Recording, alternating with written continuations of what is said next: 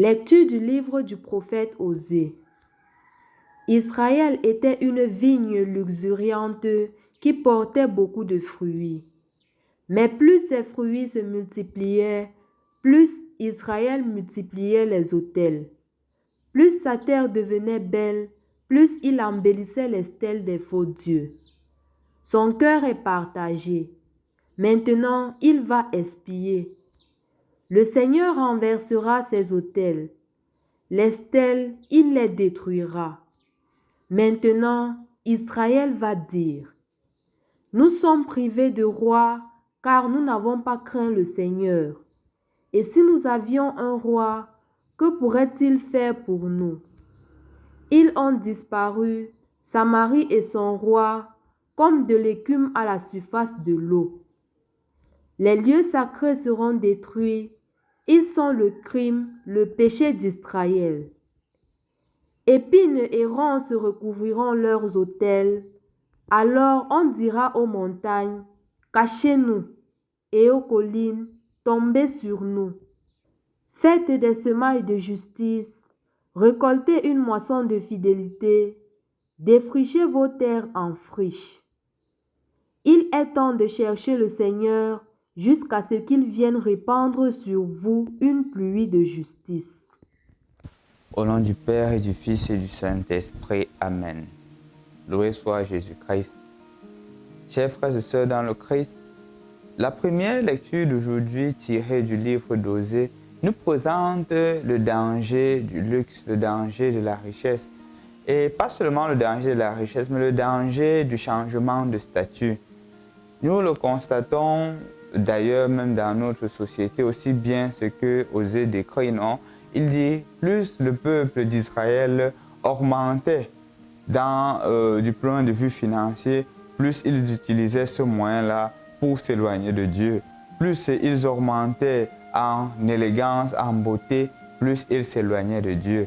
Plus ils augmentaient en statut social, plus justement ce statut-là les éloignait de Dieu. Ils faisaient des choix qui n'étaient pas des choix qui entraient dans le plan de Dieu. Je crois qu'aujourd'hui, cela s'applique aussi par le fait que, par exemple, on se rend compte que quelqu'un avec qui on mangeait, quelqu'un avec qui on bavardait, quand il prend déjà une position d'autorité, c'est comme s'il devenait une autre personne. Il n'est plus celui-là qui était simple, celui-là qui partait demander conseil, celui-là avec qui tu pouvais librement parler. Non, le statut le change. Et aussi, nous qui avions, par exemple, grandi, on grandissait avec des maisons sans barrière, on pouvait se communiquer, on pouvait s'échanger. Je pouvais quitter, je vais chez l'autre, l'autre vient chez moi. Après, quand la situation financière change, augmente, qu'est-ce qu'on fait? On commence à mettre des barrières. On met des chiens, on met un gardien, de manière à ce que celui qui voudra me visiter doit d'abord au préalable, et je dois être au préalable informé de celui qui vient visiter, celui qui vient chez moi. Voilà que le luxe, le statut financier commence à créer des barrières au lieu de sociabiliser davantage les autres. Chers frères et sœurs dans le Christ, je crois que cela nous interpelle à plusieurs niveaux. Premièrement, le danger du luxe. Premièrement, le danger des postes de responsabilité.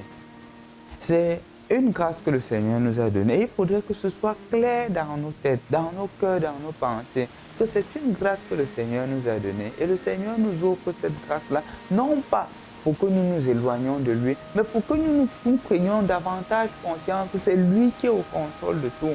Le gros danger qui nous guette, c'est justement cela. Parce qu'on ne pourrait pas comprendre quelqu'un qui, ayant conscience du fait que ce qu'il est, ce n'est pas la grâce de Dieu, comme dit Saint Paul, s'éloigne de Dieu. Parce qu'il s'est identifié au luxe. Parce qu'il a cru que sa force vient du luxe. Oubliant que non, le luxe est un moyen pour servir davantage Dieu. Je pense qu'aujourd'hui, il faudrait que chacun à son petit niveau s'interroge sur le pouvoir du luxe en lui. Ne regardons pas d'abord nos autorités, ne regardons pas d'abord ceux qui sont en position de pouvoir. C'est chacun à son petit niveau. Quand je suis par exemple chef de classe comme élève, comment est-ce que je réagis? Quand j'augmente un peu le statut dans mon quartier, quand j'ai une position de supériorité sur les autres, comment est-ce que je réagis? C'est ça justement des petits luxes que nous nous offrons ou qui nous sont offerts par le Seigneur et qu'au lieu de les utiliser pour servir les autres, on commence à mater les autres. Je vais à l'école, j'ai la possibilité d'aller à l'étranger, j'ai la possibilité de fréquenter, d'avoir de l'argent. Qu'est-ce que je fais en retour? Je rentre, je me mets à utiliser mon argent pour chasser les pauvres de leur terre, pour acquérir les terres. J'ai des positions de responsabilité dans la société, comme préfet, comme sous-préfet, au lieu de justement être au service de la population comme ça, parce que c'est la raison pour laquelle j'ai été nommé là-bas par la haute hiérarchie. Qu'est-ce que je fais au contraire? Je me mets à faire de l'escroquerie, faire de la corruption. Celui qui me donne l'argent, j'impose le terrain. Je suis au cadastre pour signer les documents. Celui qui vient me donner de l'argent, je fais avancer le dossier sans justement le dû processus. C'est justement ça. Et ce n'est pas qu'au début, on était comme ça, je ne crois pas. C'est qu'on a eu cette position. Et en cette position, on a oublié celui qui nous a mis là-bas, qui est Dieu. Parce que toute situation dans laquelle tu te trouves, c'est une conséquence de la grâce de Dieu. Et justement, Dieu te demande de le servir dans cela. Pose-toi cette question aujourd'hui.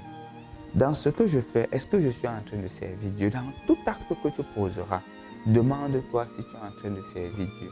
Et donc, si tu n'es pas en train de servir Dieu, je te conseille, mon frère, ma soeur, de changer d'attitude. Au nom du Père et du Fils et du Saint-Esprit. Amen.